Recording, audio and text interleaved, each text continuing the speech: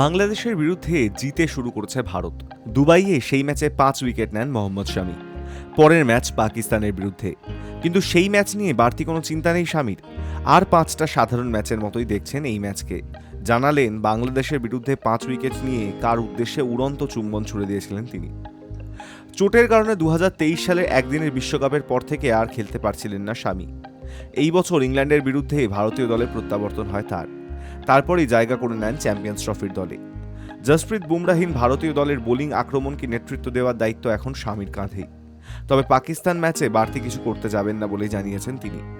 শামি বলেন, একটা ম্যাচ জেতার পর আলাদা কিছু করার মানসিকতা থাকা উচিত নয়। যেভাবে একটা ম্যাচ জিতেছি সেটাকেই ধরে রাখার চেষ্টা করা উচিত।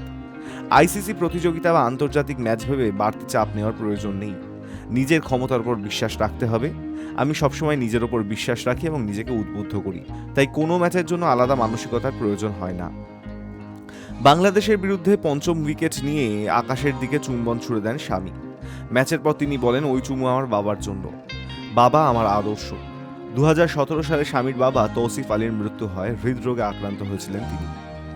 2023 সালে একদিনের বিশ্বকাপে 24টি উইকেট নিয়েছিলেন শামি। মাত্র 7টি ম্যাচ খেললেও তিনি ছিলেন প্রতিযোগিতার সর্বোচ্চ উইকেট শিকারী।